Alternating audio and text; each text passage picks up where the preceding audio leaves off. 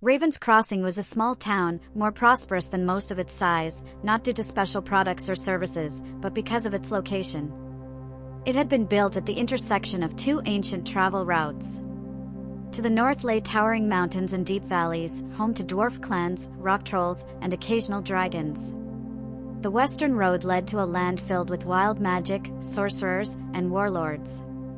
To the east and south were the more civilized kingdoms. Though few traders ventured north or west, adventurers frequently passed through, seeking fortune or glory. They would stock up on supplies at Raven's Crossing, the last outpost of civilization before the dangerous lands. Many who returned successful would spend their earnings in town, often buying fresh provisions for their next journey. Dorian, a young man and the owner of the bakery, was finishing his day's work. Looking over his empty shelves, he felt satisfied. One of the travelers had just bought the last of his bread, paying nearly twice the usual price, a clear sign that their journey had been profitable. Not bad at all, Dorian thought to himself, considering his earnings. I think it's time for a pint. He started toward the inn, but before he could make it far, he saw a beautiful woman leaving a clothing shop. She was locking the door and smiled at him as they passed. Dorian couldn't help but smile back, knowing that while she wasn't the most beautiful woman in town, she was certainly the second. Elysia was the woman he hoped to marry, if he could win her over. She had many suitors. Elysia, Dorian greeted her. I'll be making more of that honey bread you like tomorrow, if you want to stop by. That sounds wonderful, Elysia said, her smile warming Dorian's heart. I do love your honey bread. It's perfect with my grandmother's jam. Dorian nodded. You'll have to let me try some of it sometime. Elysia laughed lightly. I'll bring you some tomorrow, she said. She then raised a small basket she was holding and added, I promised my mother I'd bring her some fabric. She worries if I'm late. She smiled again. I'll see you tomorrow. After Elysia left, Dorian smiled to himself, excited for the next time he'd see her. He made a mental note to use the jar of good honey he had been saving for her honey bread. But before he could head to the inn, he saw three large men walking toward him. His attention was caught by the one in front, Garrick, the village blacksmith. Garrick was tall, with bulging muscles and a brutish reputation. He too was interested in Elysia. Dorian noticed the two men walking with him, Brennan and Harlan, Garrick's friends. I told you before, Garrick said, grabbing Dorian by the shirt and snarling, you don't talk to Elysia. She's mine. Mine! Break his arm, Harlan suggested. That'll teach him a lesson. Brennan shook his head. No, he needs both arms to make bread. My wife would kill me if she couldn't get fresh bread. Well, you don't need your legs to make bread, Garrick growled, lifting Dorian slightly off the ground. If I catch you talking to my woman again, I'll break both of your legs. Garrick shoved Dorian to the ground, and his friends laughed. After glaring at him for a moment, the three men walked away. Dorian picked himself up, seething with anger.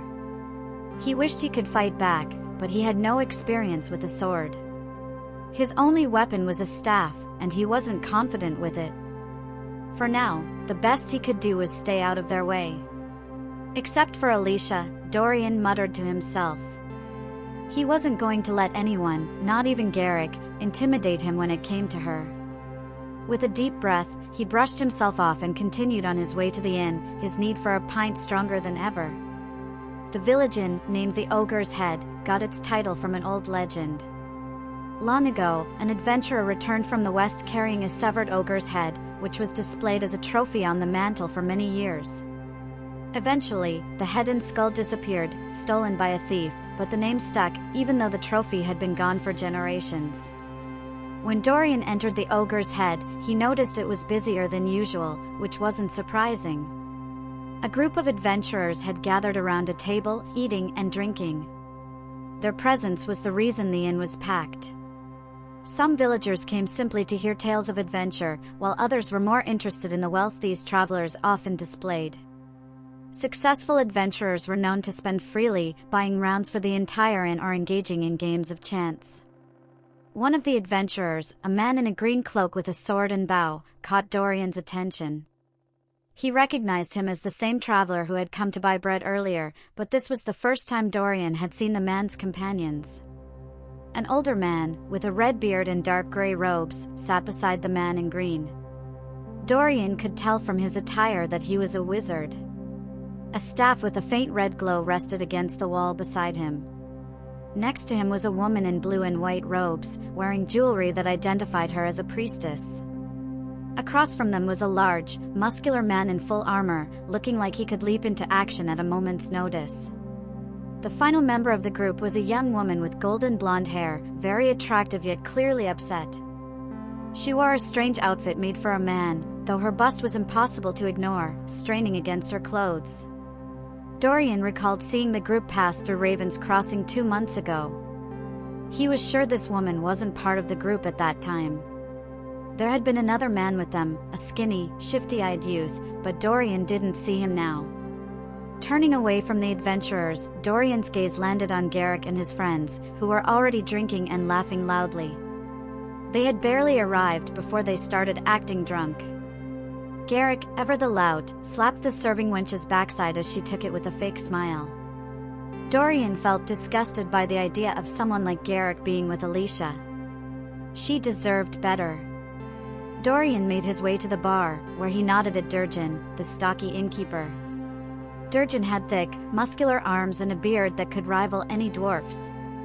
Rumors even suggested that Dorian might have dwarf blood. He was glaring at Garrick and his friends, his daughter being the serving wench they were harassing. Though Dorian tolerated a lot as long as they paid their tab, Dorian could tell that the line was close to being crossed. "I'll have a pint," Dorian said, dropping a few coins onto the counter. Once he had his drink, Dorian leaned against the support column, finding a spot to stand since there were no open seats. It wasn't unusual during the busiest times at the Ogre's Head. He was close enough to the travelers that he could overhear their conversation. "I'm so tired of this cursed situation," the attractive woman complained, gesturing to her chest in frustration. "I wanted this on my women, not me." "I've tried everything to break the curse," the wizard said patiently. "You know it's beyond my abilities, or I would have fixed it by now, just to stop your complaining." "I've tried all I can, too," the priestess chimed in, her voice calm. The man in green, whom Dorian assumed was some kind of ranger, spoke up. "This is why we're heading to Arrivar. Hopefully, we'll find a wizard there who can break the curse." The woman shot them a scowl. "You have no idea how uncomfortable and embarrassing this is." The large warrior let out a hearty laugh. "This is your own doing," he told the woman. "You were the one who took that amulet. Did you really think the sorceress would just leave something like that lying around unless it was a trap?" The woman grumbled, pulling out a gold amulet with a large ruby in the center, hanging from a golden chain. "I wish I'd never laid eyes on this cursed thing," she muttered, tossing it onto the table. The other travelers recoiled, and the man in green shot her a glare. "Be careful with that," he warned. "You know it's still cursed. I, for one, don't want any part of it." Dorian frowned, confused by their conversation. He saw the amulet and heard them mention a curse, but it was clear there was more to the story than he could understand. He shrugged it off, deciding it wasn't his concern, and returned to his drink. Eventually, the adventurers left for their rooms. It was only after they had gone that Dorian noticed the golden amulet still sitting on the table. He started to go over to retrieve it, calling out, "Hey, you left." Suddenly, Harlan shoved Dorian aside, snatching up the amulet. "Finders keepers," he said with a greedy grin. "This is mine now." But before Harlan could even take a step, Garrick grabbed it from him, his muscles flexing as he declared, "Now it's mine." He puffed up, looking even more intimidating, and Harlan scowled but backed down.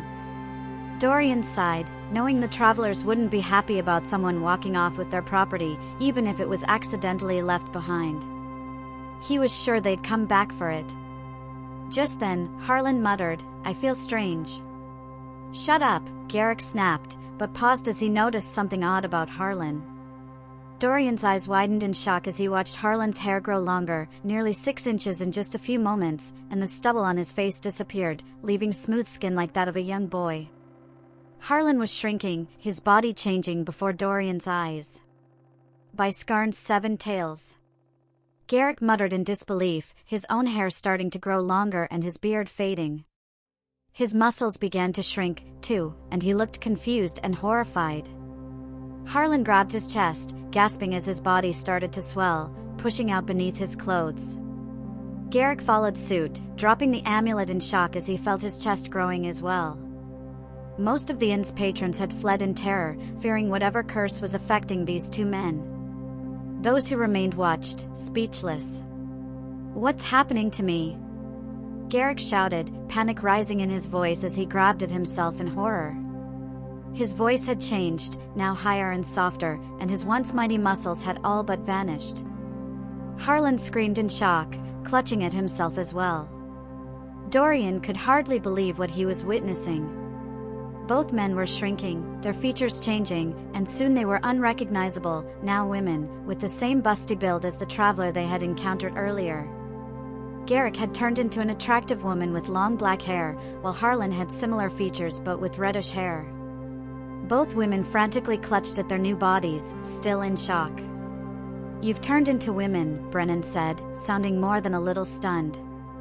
"Magic," Dorian murmured, his gaze fixed on the amulet on the floor. "A curse," a new voice said. Dorian turned to see the man in green standing nearby, his face twisted in a deep scowl as he observed Garrick and Harlan.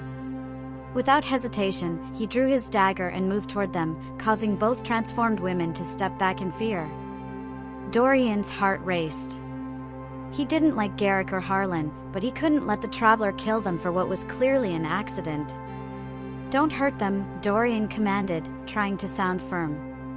The adventurer paused, glancing at Dorian in surprise. "I have no intention of hurting them," he said, then bent down, using his dagger to carefully lift the amulet by its chain. "This cursed object has already caused enough trouble." He dropped it into a canvas sack with a resigned sigh. "Evil magic," someone murmured fearfully from the crowd, though Dorian couldn't tell who. "Aye," the adventurer replied. "It's cursed so that anyone who touches it is transformed into a woman. One of my party members has been hit by the curse, so we're bringing her, and the amulet, looking for someone who can break it." He paused, scratching his chin, then added, "We haven't had much luck so far." I'm stuck like this?" Garrick gasped, horror flashing in her eyes. The adventurer shrugged. "Looks that way." With that, he turned and headed for the stairs, clearly deciding that Garrick and Harlan were no longer worth his attention. As he walked away, Dorian heard him mutter, "Stupid thief couldn't keep his hands off it." "I can't be a woman," Garrick protested, clutching her chest in disgust. "What am I supposed to do? I can't work the forge like this." "Probably can't even lift your hammer now," Brennan quipped, a faint smirk on his face, clearly enjoying his escape from the same fate as his friends. At that moment, Dorian grabbed Garrick's arm. "You owe me a large tab, Garrick, and don't forget what you owe me for the tables you broke during your brawl last week." "What?" Garrick gasped, realizing Dorian was now far larger than her. "I expect you to pay me back," Dorian said with a scowl. "And if you can't make money at the forge to cover it, then you'll work off your debt here." He paused for effect, then added, "I can always use a couple more serving wenches." He looked at Harlan, who gulped nervously. Dorian watched, astonished, as Dorian laid out exactly what was expected of Garrick and Harlan as his new serving wenches, making it clear they would be fulfilling those duties until their debts were repaid. After a moment, Dorian shook his head in disbelief and left the ogre's head. He'd seen plenty of strange things in Raven's Crossing, brought in by adventurers passing through, but nothing as bizarre as what had just happened to Garrick and Harlan. Then, it hit him, Garrick was transformed and, by the looks of it, stuck like this. That meant he was no longer a rival for Elysia. Dorian grinned at the thought, pleased that the one man who had stood between him and Elysia was no longer a threat. I really should head to bed early tonight, Dorian chuckled to himself as he made his way home. After all, I've got to get up extra early to bake that honey bread. If you appreciated this story and wish to show your support, don't forget to join me on Patreon for exclusive content.